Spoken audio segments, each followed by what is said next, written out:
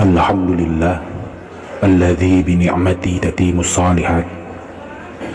Segala puji bagi Allah yang karena nikmatnya segala niat baik hamba menjadi sempurna. Apa yang sudah terlaksana pagi hari ini semata karena kemudahan yang telah Allah karuniakan kepada kita, sehingga tiada kewajiban bagi hamba melainkan mensyukuri nikmat tersebut. Allahumma lakal hamdu kulluh wala syukru kulluh wa ilaika yurja'un amru kulluh. Allahumma salli wa sallim wa zid wa barik wa an'im ala abdika wa rasulika Muhammadin wa ala alihi wa ashabihi ajma'in. Amma ba'd. Mengambil waktu jamaah dan juga kepada kedua mempelai yang berbahagia yang mungkin saat ini yang ada di pikirannya tentang bagaimana merajut angan dan mimpi. Tapi sebelum semua itu terjadi, ada beberapa nasihat berharga dari guru-guru kami yang sekiranya patut disampaikan sebagai bekal persiapan untuk menjalani bahtera pernikahan. Hari ini kita telah melihat salah satu tanda dari kebesaran Allah. Kita bisa gambarkan bagaimana orang tuanya melahirkan, mendidik dan membesarkan putrinya dengan cinta dan kasih sayang. Tapi hanya dengan sebuah kalimat "saya terima nikahnya", selesai, itu putri dimiliki oleh suami seutuhnya. Bahkan orang tuanya tidak punya kekuatan untuk memisahkan di antara keduanya.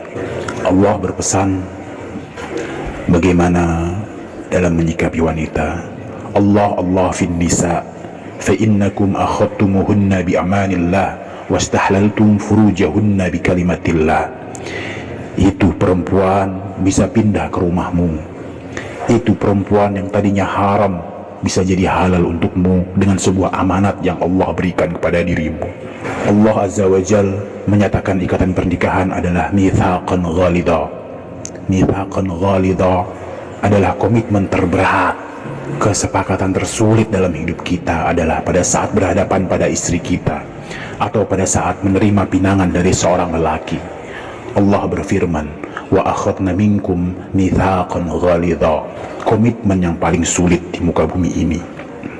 Dan yang menarik, mitsaqan ghalidha Allah sebutkan dalam Al-Quran hanya pada 3 tempat. Di antaranya ketika Allah membuat kesepakatan perjanjian dengan para nabi dan rasul. Itu pun Allah katakan mitsaqan ghalidha. Siapa di antara kita yang berani mengatakan kesepakatan tugas para nabi dan rasul itu mudah? Dan ketika Allah sebutkan pernikahan dalam surat An-Nisa ayat 21, Allah kembali katakan mitsaqan ghalidha. Pernikahan bukan hanya mempersiapkan gedung dan catering yang menyulitkan kita. Pernikahan bukan sekedar pesta pora untuk beberapa jam. Pernikahan adalah perjuangan. Pernikahan adalah pengorbanan. Pernikahan adalah sebuah keringat yang terus kita kucurkan untuk menggapai cinta sampai ke surga. Kalau bicara romantisme dalam rumah tangga, banyak yang beranggapan romantis itu pergi bulan madu ke sana kemari. Naam, itu mungkin salah satu dari sisi romantis. Tetapi ada romantis yang dilihat Allah, sisi romantis yang dilihat oleh Rabbul Alamin. Kata Nabi sallallahu alaihi wasallam, rahimallahu rajulan qamat minal lail fasalla. Allah merahmati seorang lelaki yang bangun di malam hari kemudian dia sholat. Selesai sholat, apa yang dilakukannya? Thumma ayqadat ahla, dia bangunkan istrinya. Thumma fa illam takum, kalau istrinya tidak juga bangun, ia percikan air ke wajah istrinya. Begitupun sebaliknya, karena terkadang iman di antara keduanya naik turun. Seperti itulah gambaran romantisme pernikahan. Qiyamul lail, yang kata Rasulullah, wa'lam anna syarafal mu'min qiyamuhu bil lail. Ketahuilah bahwasannya kemuliaan, kehormatan seorang mukmin bukan pada bintang yang ada di pundaknya, bukan pula pada inisial gelar yang menyertai namanya, tetapi qiyamuhu bil lail. Ada sebagian orang yang kata Nabi, jifatun bil lail wa himarun bin nahar. Orang ini kalau malam hari seperti bangkai dan di siang hari seperti keledai. Malam hari tidur, siang hari cari duit, bas, hidupnya seperti itu.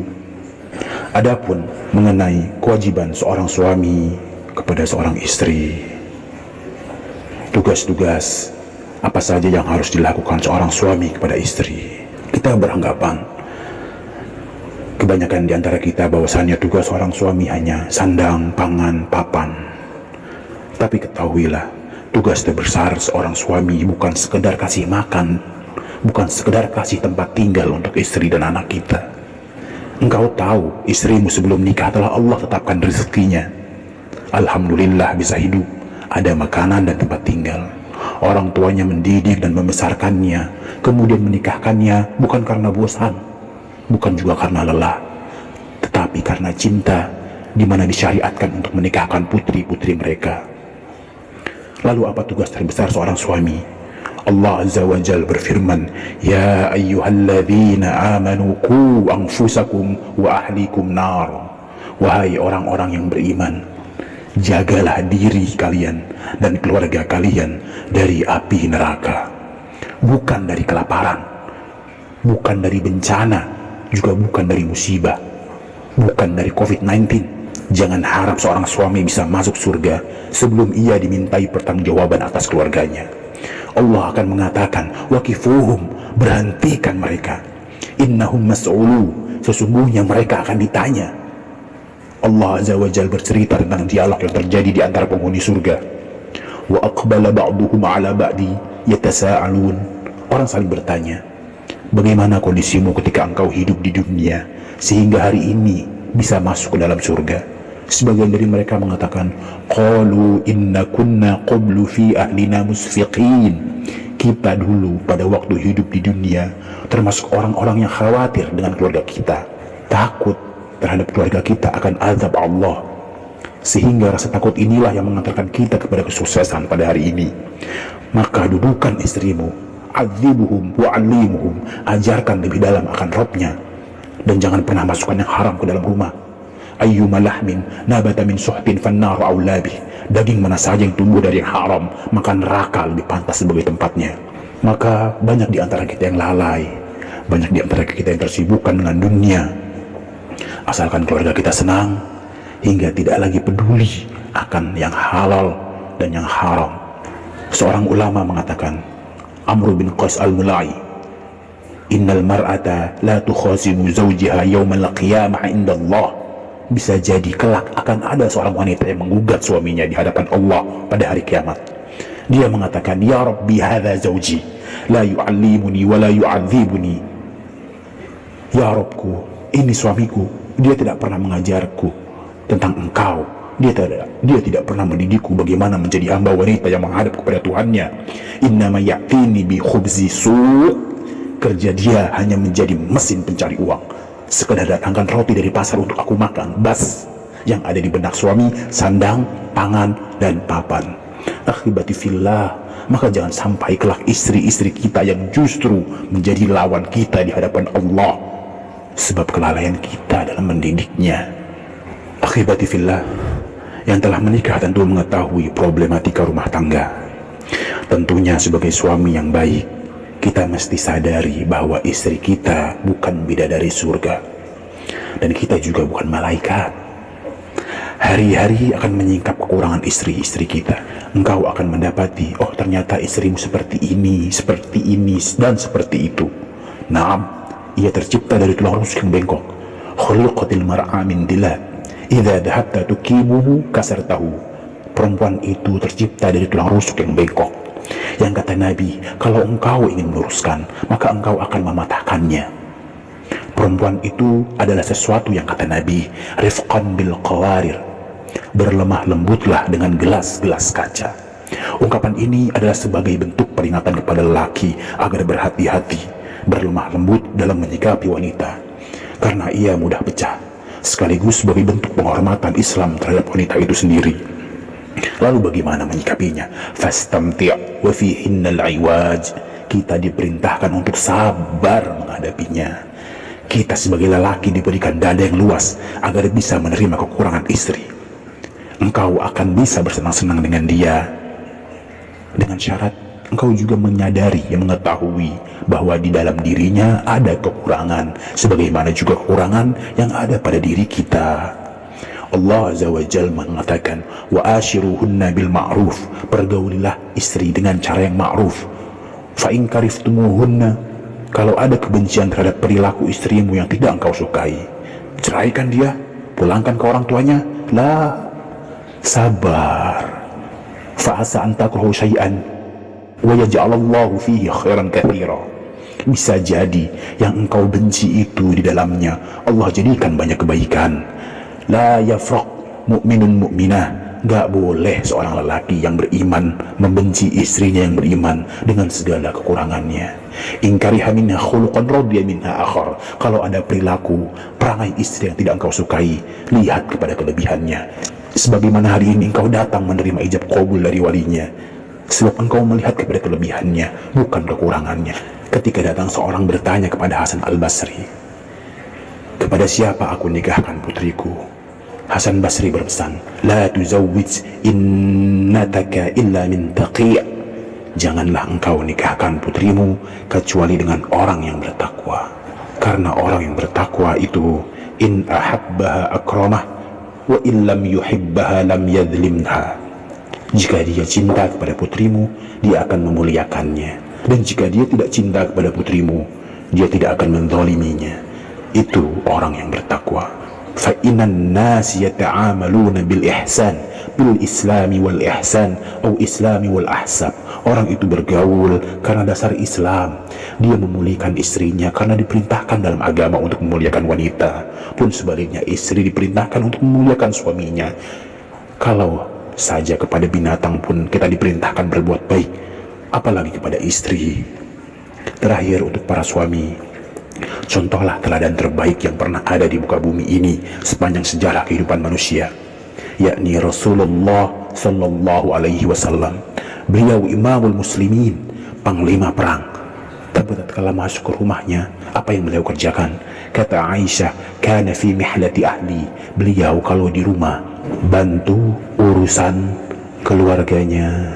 Karenanya beliau berpesan, khairukum khairukum li ahli, standar yang terbaik dalam kehidupan adalah yang paling baik kepada keluarganya, kepada istrinya. Dan kata Nabi, wa ana khairukum li ahli, aku orang yang paling baik kepada keluargaku, menegaskan bahwasannya contoh terbaik ada pada Nabi Sallallahu Alaihi Wasallam. Maka jadilah engkau suami yang baik untuk keluargamu. Dan untuk para istri, di antara banyak yang terbesit di pikiranmu, hari ini orang tuamu telah menyerahkan engkau kepada suamimu. Lalu apa yang harus engkau lakukan? Ketika datang seorang wanita konsultasi kepada Nabi, kemudian ditanya oleh Nabi, adzatu zawji anti, apakah engkau punya suami? Naam, aku punya suami ya Rasulullah. Fa kaifa anti lahu, bagaimana sikapmu terhadap suamimu? La aluhu illa ma ajistu, aku selalu menservisnya kecuali dalam kondisi yang aku tidak mampu. Kemudian Nabi tekankan, unduri aina anti minhu fa innama huwa jannatuki au naruki, perhatikan bagaimana sikapmu kepada suamimu, karena sesungguhnya suamimu itu surgamu atau nerakamu. Wanita itu sebenarnya mudah untuk masuk surga. Nabi SAW mengatakan, idza sallatil mar'atu khamsaha wa shamat sahraha wa hafidat farjaha wa ata'at zawjaha qila laha udkhulil jannah min ay abwabil jannati syi'ti. Apabila wanita salat yang 5 waktu, berpuasa di bulan Ramadan, menjaga kehormatan dirinya, taat kepada suaminya, maka dikatakan kepadanya, silahkan masuk surga dari pintu mana saja yang dikehendaki. Tetapi sayangnya, kebanyakan wanita berada di neraka. Nabi mengabarkan, uritun nar fa idza aktsaru ahli an-nisa, ditampakkan kepadaku neraka dan kudapati kebanyakan penghuninya adalah wanita. Walima ya Rasul, kenapa sebabnya ya Rasul? Penyebabnya satu, yakfurnal athir wa yakfurnal ihsan. Banyak wanita itu kufur kepada kebaikan suaminya, mengingkari kebaikan-kebaikan suaminya, tidak bisa berterima kasih kepada kebaikan suaminya.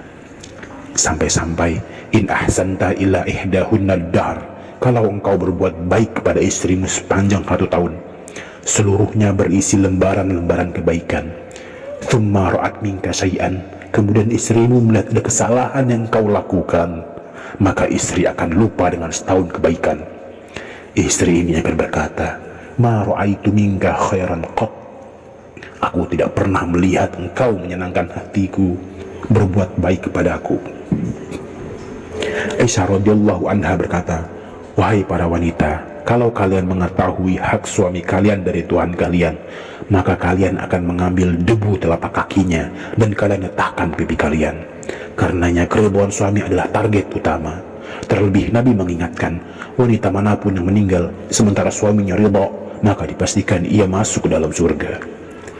Diceritakan tentang wanita surga, kalau bidadari surga itu melongok ke dunia, dunia ini menjadi terang serta harum semerbak. Kerudungnya bidadari surga itu, wala nasifuha khairun minad dunya wa ma fiha. Kerudungnya itu lebih baik dari dunia dan seisinya. Ayah dan suamimu tidak akan mampu memberikan kerudung itu. Engkau yang harus bawa kerudung itu sampai ke surga. Tentunya dengan amal solehmu, dengan menjadi wanita yang terindah untuk suamimu, yang kata Nabi, allati idza nadarta ilaiha sarabka, yang mana bila dipandang menyenangkan, menyejukkan hati.